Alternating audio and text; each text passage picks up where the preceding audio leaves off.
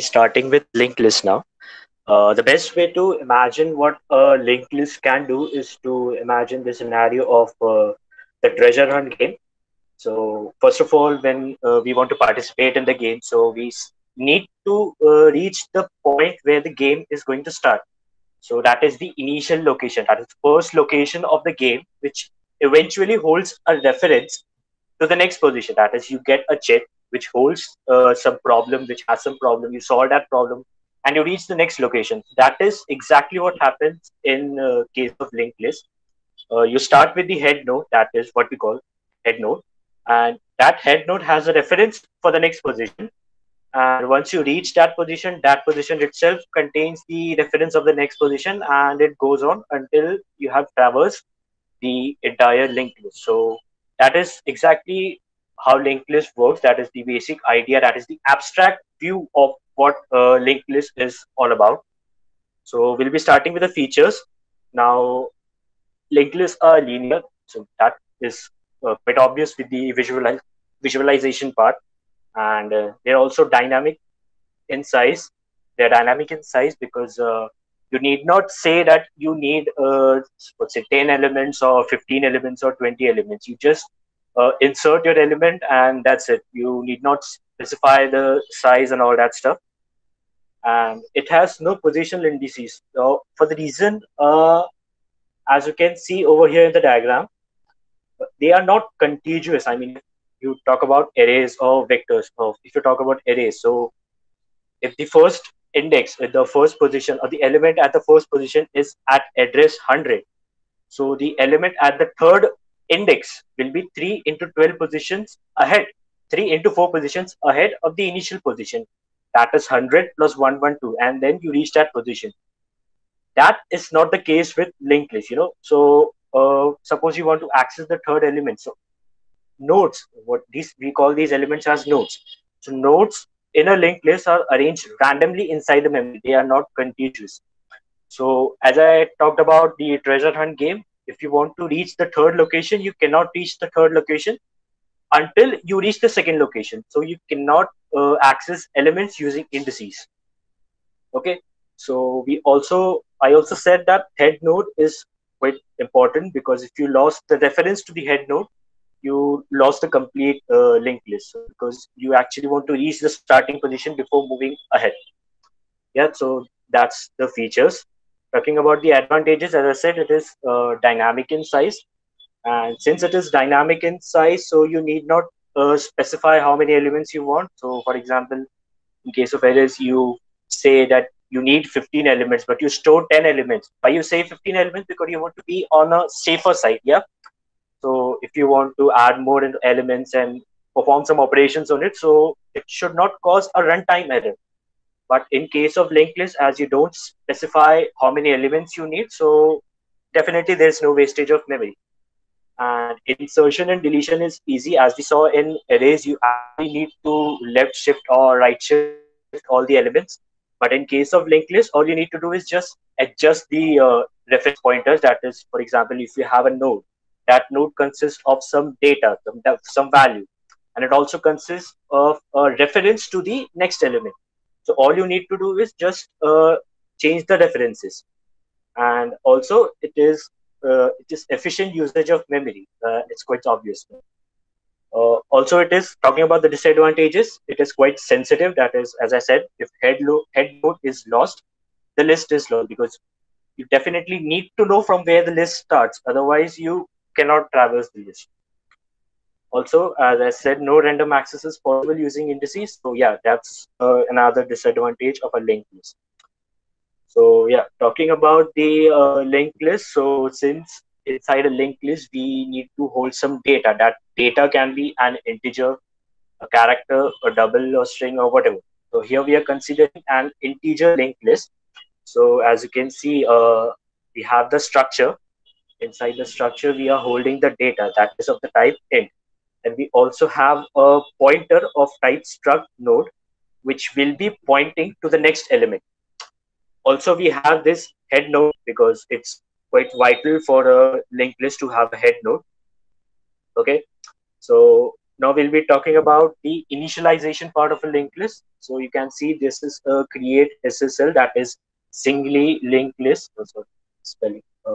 Create SSL, and it will take the number, that is the data from the input, and that data will be passed to this initialization function. So what we are doing here, let's go step by step. First of all, we have declared a temp variable, which is actually a node, and we are allocating the memory of a node using this malloc function to this temp variable. Now we have a temp variable which is of the type struct node, so it can store a data and it can store the reference to the next element. Now we have supplied the data to this function as a parameter from the input. So we store that data inside this temp data. And for now, we are considering that the next element, next node to this newly created temp node is null. So at the end of this function, we return this node. Yep. So next, moving on to the insertion. So first of all, we check. We pass the parameters number and the position to this insert function. Then we first of all check that if the position which is passed as a parameter to this function is valid or not. So we check if it is greater than the length of the linked list, or it is less than the position 0. So that is an invalid position, right? Because we cannot insert an element after a linked list at some random position. If the size of the linked list is 5, so you cannot insert an element at position 10. Okay, and also indices, the position cannot be negative. So if that is the case, we say invalid position and then we return. Otherwise, what we do is we create this temp variable, and as we have this create SSL function, which creates a node and then returns the node. So basically, in this function, in this variable, we have that temp node which was returned by the create SSL function. Now, first of all, let's focus our attention to inserting an element at the head node. That is, if the position which is passed as a parameter to this function is 0, that is the initial head position. So what we basically do is we first of all check if the head is not equal to null. When head will be equal to null, when the list is empty, when there are no elements, at that time head will be null. Yeah, because there are no elements inside the linked list. So at that time, head will be equal to null. But now we are checking if head is not equal to null. That is, we already have a linked list, but we want to insert an element at the 0th position. All right.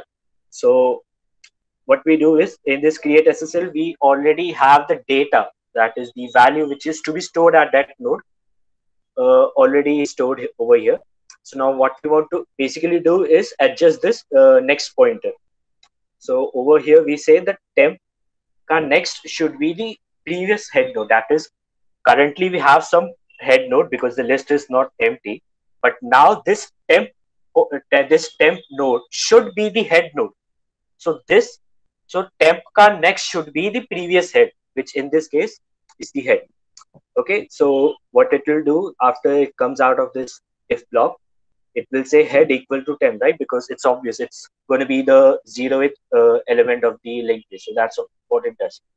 Now, assuming that the linked list was empty, that is, the head was equal to null, then this if block won't get executed. Okay, so you have temp data equal to the number which is passed as a parameter, and then all you need to do is head equal to 10. Yeah, because you have no elements in the linked list, and all you need to do is just head equal to 10, head equal to the newly created node, which is definitely at the 0th index. So this is all about inserting the element at the head position.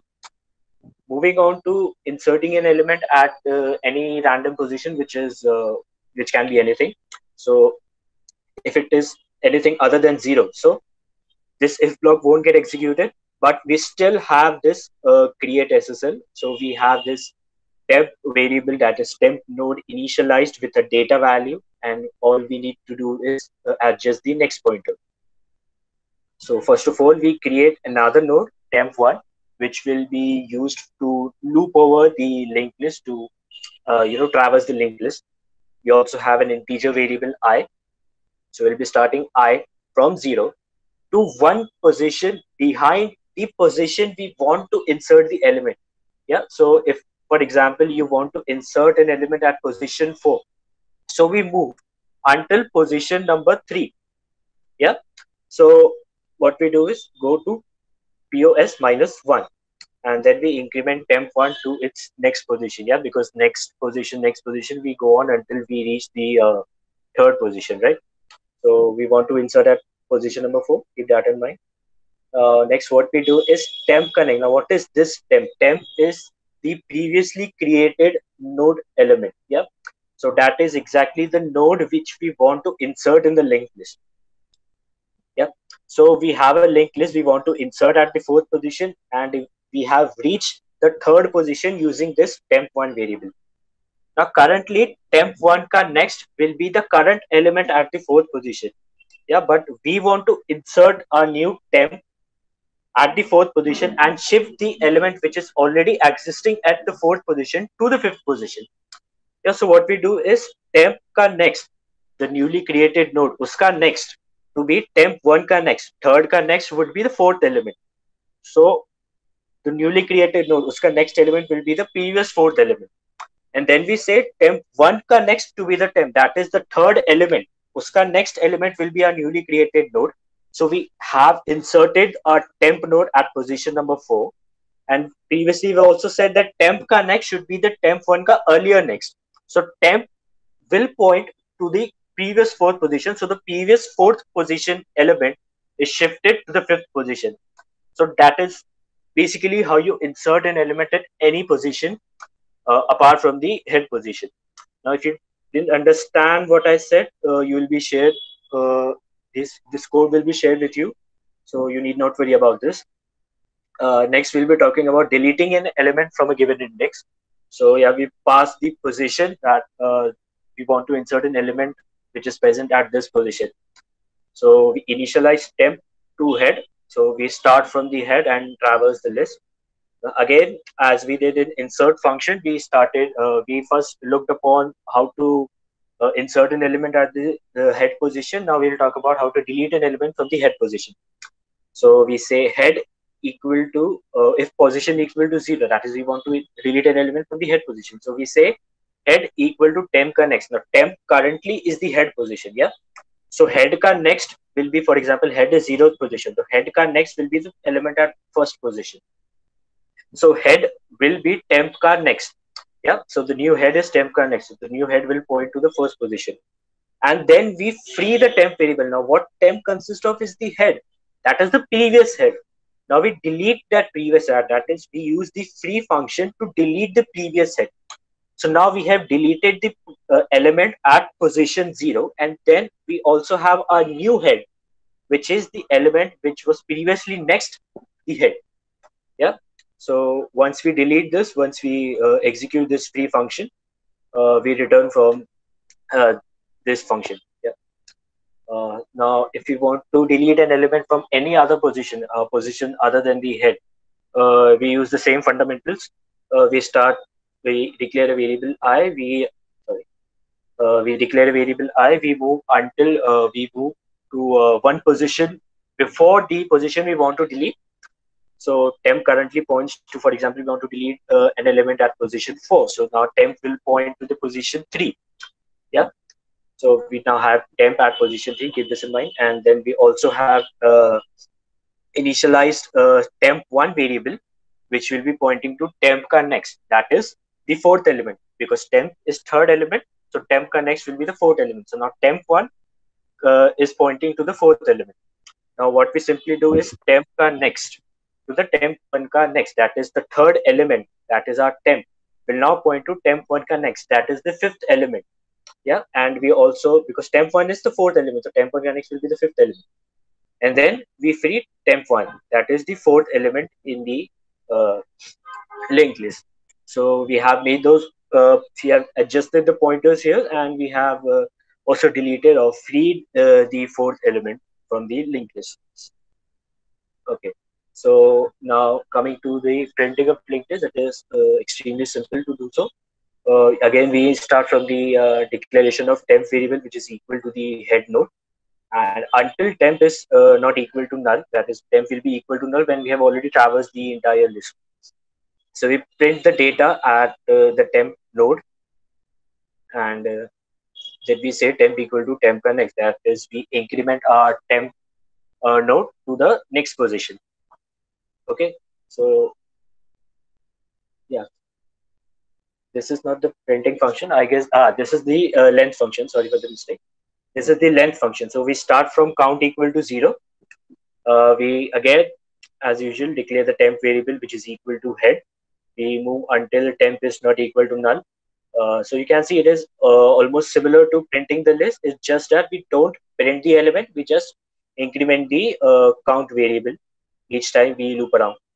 And at the end, we return the count, which will give us the length. As we needed this uh, length function over here during insert when we want to check the boundaries of the linked list.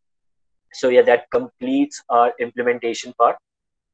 Talking about the applications, so in real world, you will be using linked list to implement other data structures. We're talking about implementation of stacks today with the help of linked list. So yeah, and can also solve polynomial equations using linked list. And you definitely would have heard of songs from a music player.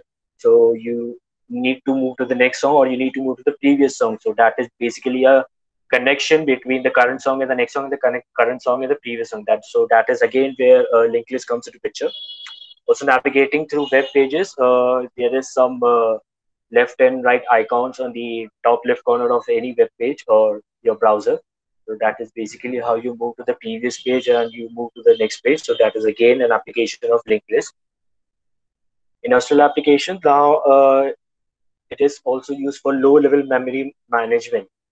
So this is again a very in-depth topic. So I'll give you a basic idea. Now suppose you want to insert a new element or you want to create a new variable. So it will be again at any random index inside your memory.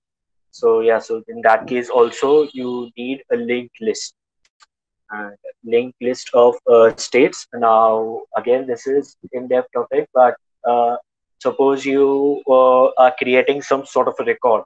Yeah, so you want to have what you currently did or what was your previous status. So suppose today is 17th October and you want to see what you actually did on 15th October. So you move back. So you move to the previous date.